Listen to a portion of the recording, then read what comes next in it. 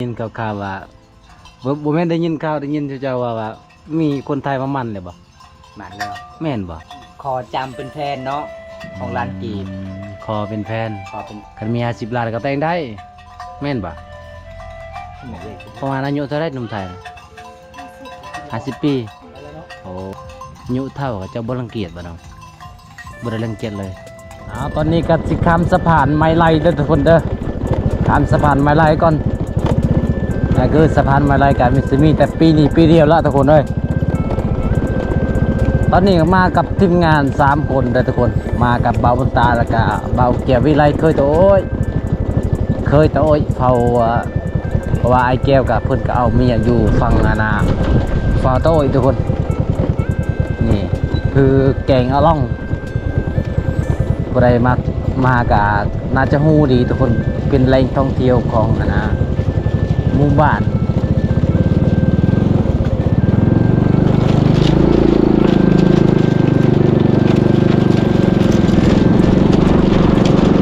สะพานนี่กับมันก็สิเพได้ทุกคนเลยบางบอนมันกับเพหมดแล้วอีกเดือน7 เดือน8กับน่าจะบ่มีแล้วทุกคนเลยเพราะว่าน้ำเอาไฟเลยน้ำพัดน้ำแห้งน้ำก็เอาไปแล้วเดือน6 เดือน7 เดือน8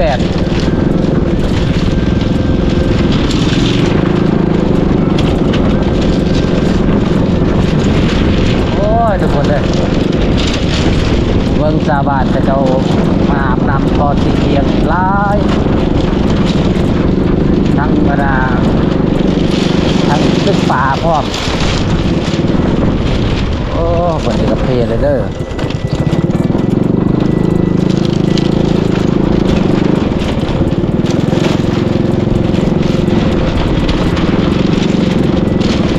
ตอนนี้ก็จะฮอดฟังบ้านนะร้องแล้วพี่น้องฮอดบ้านนะแกงเขาร้องแล้วก็สิไปหาเศร้าโทเศร้าเพิ่มพุ่นแหละ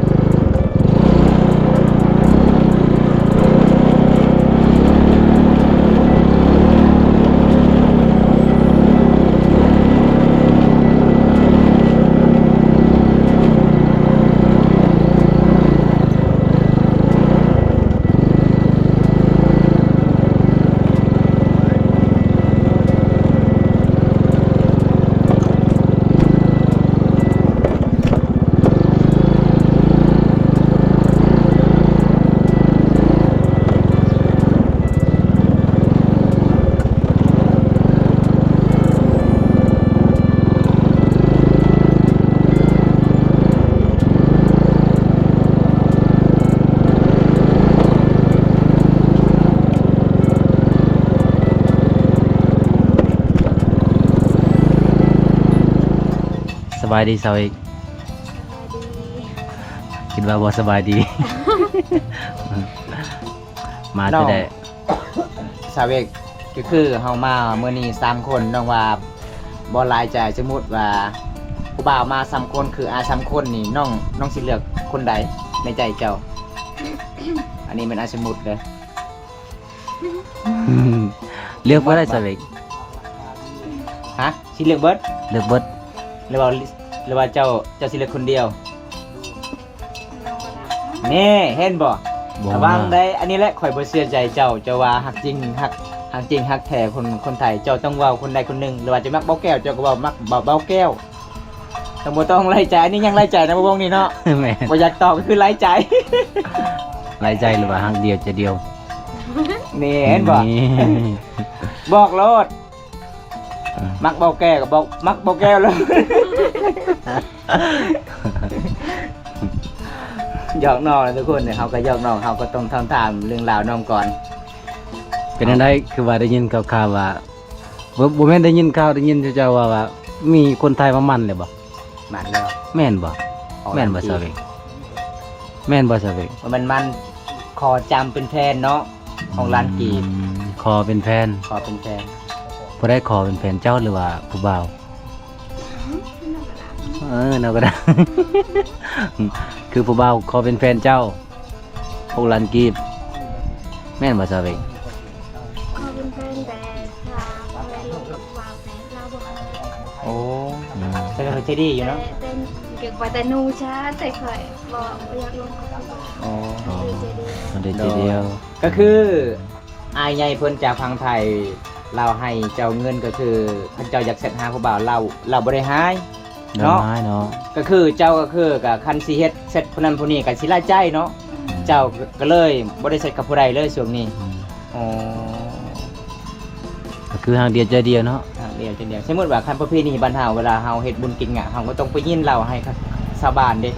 เราก็บ่ให้บ่ บ่ให้ป่ะ บ่คือร้านสาวบอมตานี่ก็คือเวลาเห็นน้องไปยินเบียร์ให้ชาวบ้านว่าผู้ใหญ่ก็ให้อีก ให้เนาะ คันเห็นเขาเจ้าทายอยู่ในโทรศัพท์ลง Facebook ก็ให้อีก ให้อีก อันนั้นก็บ่แม่นข้อหักเฮาเนาะ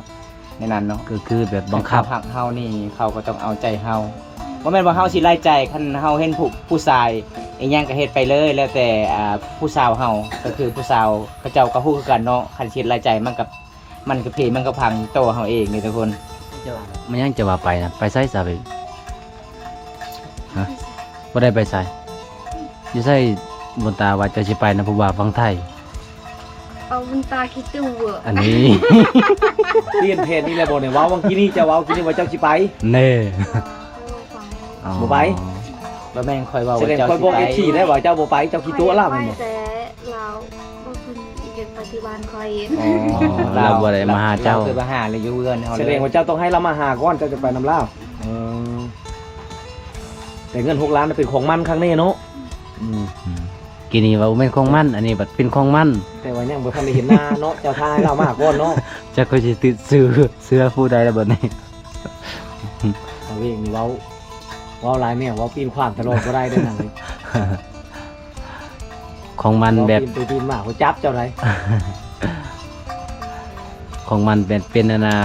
ผู้บ่าวผู้สาวเนาะสาวเองเนาะ ไอ้ก็ บ่แม่นว่าอันน่ะสิเฮ็ดขะดองเนาะบ่แม่นเนาะก็คือเป็นโครงการผู้บ่าวผู้สาวแม่นบ่ก่อนก็คือตอนจะเอาผัวตอนนั้นก็มีของมันผู้บ่าวผู้สาวก่อนเนาะแม่นบ่เท่าไรตอนนั้นเจ้าแต่งงานตอนนั้นน่ะบ่มีเลยโอ้ แต่ว่าตอนนี้เราก็จะได้50แล้ว อืมตอนนี้ยังได้50อีก50ล้านบ่ คันเราโตเจ้าสิรุดเท่าไหร่นะ บ่ลด เลยบ่ได้ก็บ่เอาแสดงว่าผู้ใดมีเงิน50ล้านแล้วมาโลดเอาทุกคนบ้าบุญตาได้เงิน50ล้านมาแต่งรถใช้ไปก็ได้ ใช่เราวันนี้ก็เรานี่ เบนเด้อ เขาจะว่าเจ้าจะได้50ล้านครับบ่ จะ ได้ ได้ 50 50ล้าน ก็บ่ เด้คันเขาบ่มีเงิน50ล้านก็บ่ได้แต่งเจ้าคันมี50ล้านก็แต่งได้แม่นบ่ แม่เว้ยเป็นลูกเมีย จะอย่าให้เด้อเจ้าเองเด้อ เอาบ่ให้ดอกเรามีแต่ดีใจผู้บ่าวพังไทยเป็นกำลังใจให้อยู่ตลอดเฮ็ดให้เจ้าบ่เห็นบ่ผู้บ่าวพังไทยจ้างให้ผู้บ่าวพังเงินมาจ้างบ่เจ้าเฮ็ดเองมีแต่ผู้บ่าวเป็นกำลังใจให้ อืม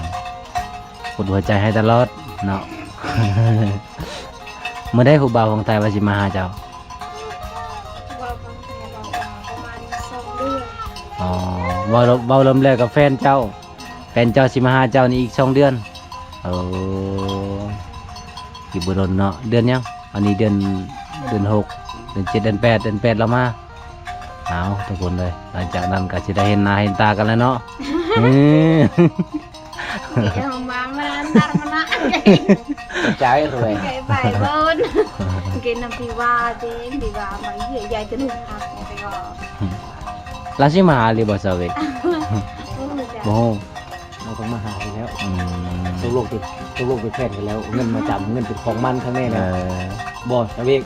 แต่เจ้าเว้ากันได้เอาเงินเราพากมา6ล้านเป็นของมันทั้งแน่นี่คันว่าสมมุติว่าเลิกกันนี่เจ้าได้ช่วงขึ้นของเราหรือว่าบ่ได้ช่วงมาป้าเลยเนี่ยว่าเว้ากันว่าถ้าว่าเลิกกันเจ้ามีผู้ว่าไม่เลยรับพอขึ้นบ่เนาะเจ้าเอาเลย เอาเลยบ่เหลือบ่ได้เว้ากันเลย มีแต่เราขอเป็นแฟนแล้วเจ้าก็ตกลงเหลือแม่นบ่ สับสนวุ่นวายแล้วเซาเวก มียังขั้นหูเป็นเห่าบ่ น้ำบ่อาบเป็นเห่า ก็บอกครูบ่าวได้ว่าเจ้าเป็นเห่าได้หลายจะนอนใกล้ชาวเวกเด้อมันมาไกลเด้อมันมาเด้อ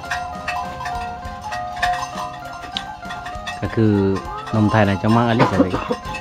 นมไทยน่ะจะมักอลิบ่มักอลิประมาณอายุเท่าไรนมไทยน่ะ50 ปีโอ้50 ปีเนาะ50 ปีเป็นยังไงยังรออยู่บ่เห็นในรูปน่ะรอเวลาจะโทรหานี่โทรทางวิดีโอคอลหรือว่าจะเซตโทรหาอ๋อเอาทุกคนเลยก็คือบ่คือบ่เซาอะนะเซายังก็เมวานะบ่คือบ่เจ้านะบ่ให้อะนะบ่ให้ปิดเลยโทรหาตลอด ก็คือ บ่คือเนาะอ๋อคำเวลาว่างๆก็จะโทรหาในได้ลูกสาวจ้ะนะ ว่าซะเว้ยแต่ละคืนน่ะโทรหาก็ลมกันอยู่บ่ที่อยู่ ทำตลอดเลย ก็คือคนนี้นะจักเดือนจะลมนะจักเดือนจะลมนะคือว่าขอเป็นแฟนได้ ประมาณ2 เดือน 2 เดือนอ๋อลมกับเจ้าเสร็จกับเจ้า2 เดือนจึงตกลงเป็นแฟนกันได้เนาะอ้าวทุกคนเลยก็คือน้องว่ามักไอดีคนไทยเด้อทุกคนอายุเท่ากับเจ้าบ่รังเกียจบ่น้องบ่ได้รังเกียจเลยคันเขาว่าเจ้าได้แฟนเท่านี่เจ้าเสียได้บ่ สมมติว่าคนในบ้านว่าซาเวกเนี่ยได้แฟนเท่า จะบ่อายหมู่อายคู่บ่อ๋อก็คือเฮาเลือกเลยเนาะเอาทุกคนเลยก็คือน้องเลือกคนเท่าก็ยาน้องก็บ่ได้รังเกียจได้ ถึงว่าชาวบ้านสิเว้าเราได้ก็แต่เนาะแล้วแต่เนาะ มันนั่งเซอร์ อะไร เป็นแนวบอกว่าไม่รู้ เออสุดท้ายน่ะเป็นแฟนกัน คือนิวไม่อยากจัง ไม่อยาก คันเราซีมาก็ต้องขี่รถใหญ่เลยเนาะคันรถยักษ์คันขี่รถจักรก็คือไปบ่ได้เด้บ้านเรา ต้องขี่รถใหญ่เด้อพี่น้องเอ้ยรถจักรมันก็คือมันไปไกลเด้อทุกคน สมมุติว่าคันอ้ายเพิ่นมาถึงเรือนน้องอ้ายเพิ่นก็สิพาเจ้าเข้าเมืองเจ้าก็ไปได้บ่กับอ้ายเพิ่นเจ้ากล้าบ่ขี่รถบ่ กล้าบ่ซาเวงสมมุติว่าอายเพิ่นว่าบ่ซาเวงสมมุติว่าเพิ่นว่าอาณาส่วนเจ้าไปซื้อของหรือว่าเครื่องมากินอยู่ในเรือนเจ้าก็ไปนำบ่กล้าอยู่บ่ ที่เดียวไปดูกาเลย ไปกับหมู่อ๋อไป 2-3 คน เป็นหยังคือว่าบ่กล้าเป็นแฟนกันเลยยังว่าบ่กล้าอีก มาศึกษา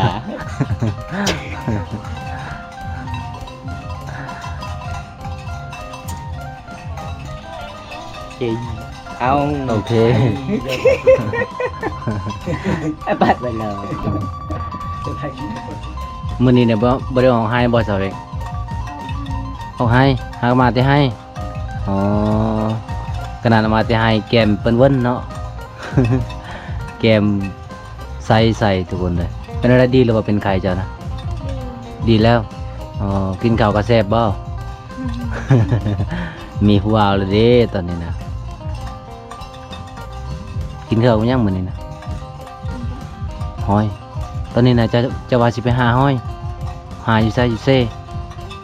โอ้แต่ทีมงานเฮามาหาก่อนอ๋อทุกคนเลยบัดนี้พอจะได้สะเวงเดี๋ยวพอจะดีเลยอ๋อดีไวแต่เสียเท่าไรจะประกวดมื้อนั้นจะประกวดมื้อนั้นเท่าไรจะได้เสียให้เขาเท่าไรเสียเงินให้ห้องหมอเท่าไรฮะ500,000อ๋อ500,000 3 เทื่อโอ้ส่งสลมนี่จนดีเนาะเดี๋ยวนี้นะไอพ่อจะไปได้ฮะไปสวนเป็ดไอจังสวนเสียยามันต้นไปเกแม่จะบ่แม่นเลยบอกไอแม่จะตาบ่เห็นหูนะแม่นดิเดี๋ยวนี้นะดีแล้วตาแล้วนะหมอไม่แจ้งพ พูดไทยด้วย โอ้ยจอนมองไม่แจ้งชื่อไม่ใจเนอะ มองไว้แจงน้องหลังจากน้องเริ่มมีผู้บ่าวไทยนะเว้าไทยตลอดได้นูแล้วจัง เลอไปละมอง เบิ่ง เบิ่งไปแจ้งเหรอ เบิ่งไว้แจงบ่แม่นมองไว้แจง มองไว้แจง ไม่แจ้ง นับพี่ว่าแม่ให้ปะอ้นประไอวันน่ะ เออ เจ้าน้องชาย ใช่คนไทยเลย จะเรียกกัน บ่สมมุติว่าอายเพิ่นมักอดีเจ้าสิไปอยู่พังไทยเลยบ่ซาเวก อ๋อคนนี้คือในความรู้สึกจะมั่นใจจักเปอร์เซ็นต์เนาะ 100% 100%เลย ก็คือคนนี้ใช่เลยอ๋อ ทุกคนเลยเบิ่งน้องว่าคนนี้ก็คือคนที่ใช่เลยเนาะแต่ก็เจ้าเลือกคนนี้ก็คือแบบว่าสิบ่ผิดหวังอีกบ่ถ้าว่าอายเพิ่นมักนะเจ้าคิดในใจเจ้าว่าเจ้าคิดในใจว่าถ้าว่าเจ้าเลือกคนนี้แล้ว เจ้าสิบ่ผิดหวังบ่ฮะบ่ฮู้อ๋อ น้องลมมา2 เดือนได้ทุกคนเพื่อสิเปิดตกลงปรงใจมาเป็นแฟนกัน ถ้าไอ้เพิ่นมาหอมนาเป็นอะไรสิมาขอเลยบ่บ่ฮู้แต่ว่าไอ้เพิ่นก็สิไปเยี่ยมยามไปเบิ่งหน้าเบิ่งตาเนาะเรือนศาลบ้านซองเฮาก็เพิ่นก็น่าจะเห็นนะเนาะแต่ว่าเพิ่นมาก็ได้ว่าเพิ่นสิรับได้บ่หรือว่าสาวเวกสิรับได้บ่ คนขาวบอกอายเพิ่นน่ะคนขาวบ่คนขาวบ่หน้าตาขาวบ่ดำแต่เจ้าขาวเนาะพอดีแล้วคันได้เป็นแฟนกันนี่ได้เป็นผัวเป็นเมียกันนี่ได้มีลูกงามเนาะ ได้มีลูกขาวคืออีแม่นี่เอาทุกคนในมื้อนี้ก็ไปยามๆน้องก็สิประมาณซำนี้แล้วทุกคนได้ก็มาเบิ่งแล้วก็ไปยามๆน้องคือเก่าแบบน้องบ่สบายตอนนั้นแล้วก็ตอนนี้น้องก็ดีขึ้นเลยเนาะกินข้าวก็แซ่บเบงน้องเพิ่นว่า จังไดก็ฝากติดตามนำกันเด้อทุกคนเด้อว่าน้องสิเอาตอนใดน้องจะมีข่าวดีตอนใดเนาะชาวเวกเนาะอีก2 เดือนหนุ่มไทยจะมาหาชาวเวกแล้วเด้อทุกคนเด้อถ้าว่ามีข่าวดีเมื่อใดก็บอกเลยเด้อชาวเวกเด้อ เฮาก็สิไปยินดีนำบ่มีหยังดอกสิก็สิเอาไฟล์ผู้แค้นแล้วก็สิอวยพรให้เจ้ามีแต่เท่านั้นแหละ อ้าวทุกคนคลิปนี้ก็สิปิดไว้เท่านี้ก่อนคลิปหน้าก็มาพอกันใหม่เรือฝากติดตามสาวเวกกันไปทุกคนเลยว่าน้องสีสมหวังหรือว่าสีผิดหวังเนาะสาวเวกเนาะอ้าวคลิปนี้ก็ปิดไว้ทำนี้ก่อนทุกคนบ๊ายบายสาวเวก